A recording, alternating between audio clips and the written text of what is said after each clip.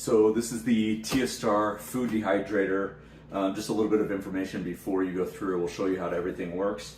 But it's got 360-degree heat circulation. It's got 8 layers. There's trays that come with it. Touchscreen controls.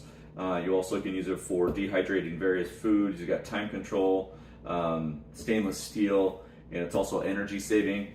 So this is what it looks like here. We'll open the box and I'll show you all the other things. Just want to show you a couple other tools here.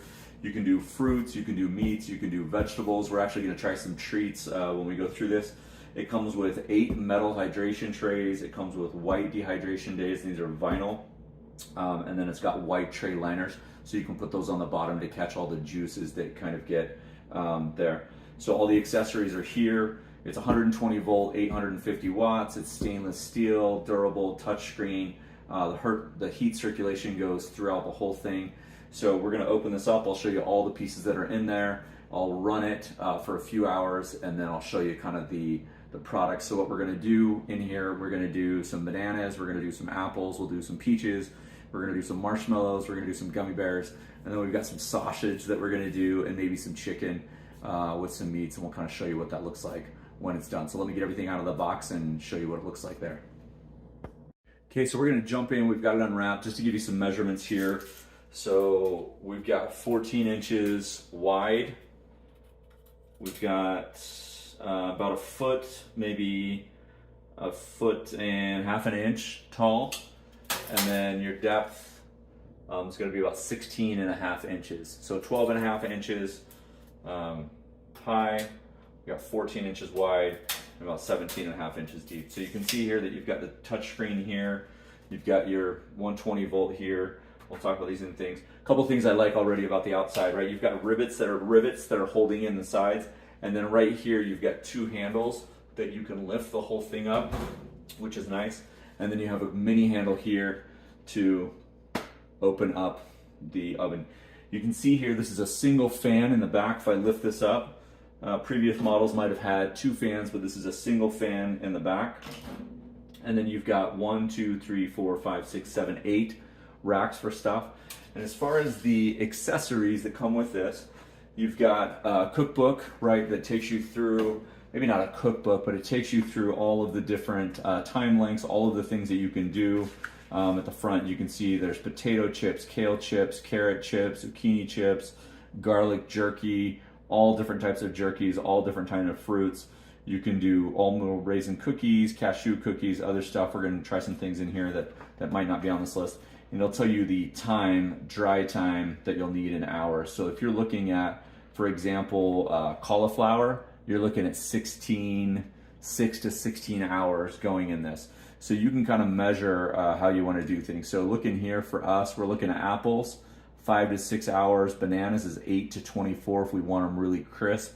We've also got some peaches, which is 12 to 20. So this is going to be running for a minute while we get these taken care of. Anyway, a bunch of different things here, what you can do to get your jerkies all set up as far as the spice and get them, soaked, stuff like that. So it comes with a recipe book, also a warranty card and a user manual that'll show you how to do everything in the user manual. And then we talked earlier, right? You've got these little kind of 8 almost non-stick pads. And the nice thing, if you've used a food dehydrator before, is you can put this on the tray, and then when you're done, you can just kind of crinkle this up, wash it, use them again. And then there's a catch tray that you can put at the bottom. So you can see there, it's about a ½ inch thick, and you can just slide it in the bottom, and all of the juices will fall in here instead of falling on your stainless steel food dehydrator. So there's 3 of these. And then you've actually got your drying rack. So I'll hold it up really close. It's actually really fine wire and almost like chicken fence, but it's got this steel ribbing around the outside for all of them. And it's all on one side. It's not double-sided. So when I talk about all on one side, if I can get the profile view, it's connected on this side and it's all connected or not connected on the bottom. So you can just slide these in. They are square.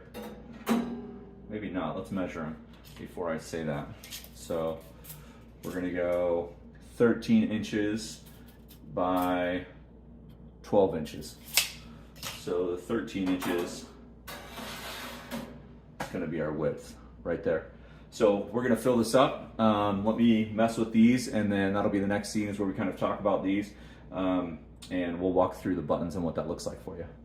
Okay, we're back. So a couple things that you want to do before you use this is you want to wipe down everything just with a washcloth, just a moist cloth, just to get all the dust or any pieces of plastic or tape or anything on that. And I would do the inside, we've already done that, and all of your accessories here that you're going to use with that. So going through the buttons, there is a visual display right there that I'm kind of using as a cheat sheet.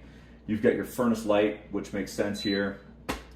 There's your furnace light. Your select button is you're going to set different things here. The FC, which is your Fahrenheit or Celsius here button. So first we would need to turn this on. This is your power button.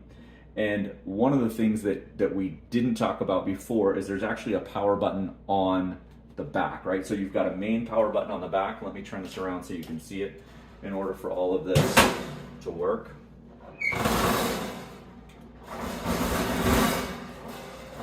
So you can see that there is a switch right here. So we're going to turn that on. We'll flip it back around.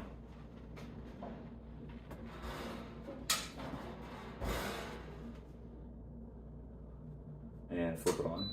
There we go. So we've got our power button. It's going to get all this stuff across. You've got your Fahrenheit, Celsius, depending on which country you live in, what you go by. You can set your time here, your temperature here. I'm going to use Fahrenheit. So this is also in the cookbook, right? It shows you what temperature that you need to go through. And then when you go set again, it should blink. There's your time. And you would just put in however many hours that you're going to go. And then you would be good to go. And you'll see that the fan is actually moving. I don't know if you can see that in the reflection, but the fan is moving. If I wanted to turn on the light and check in on any of those things, I could check in. So we're actually going to run our first batch. And on this one, we won't do meat because the meat is a little bit of a longer time. We're actually probably going to do the fruits, vegetables, and treats, and we'll see how that goes. Okay, so here we are. We're about 5.5 hours later. I turned off the timer, and one of the things I think I did is actually cut the fruits and stuff too thin. I used one of my wife's slicers, and I think I cut them too thin instead of just cutting them with a knife. But we're gonna pull these out and look at each one. I'll try and hold it up so we don't spill it. Some of them I can already tell. It's actually not too hot on the top. So let's pull out each one. And here's our marshmallows. Crunchy, nice. They could probably use a little bit more time. A couple hours, but they're crunchy. So, you'll see the gummy bears are on the back if you remember.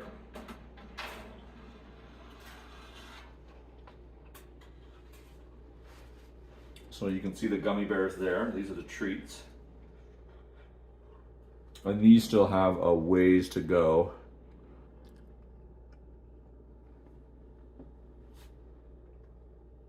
Right.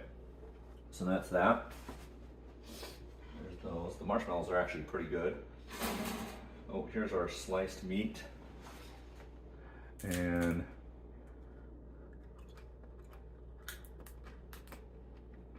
pretty good. Don't love talking with my mouth full, but these are done. But you can see they're pretty, almost like jerky. So leave that there. And the next one was the peaches, or the apples. And you can see, so these are red apples. And they started off pretty big, but these are all the way done.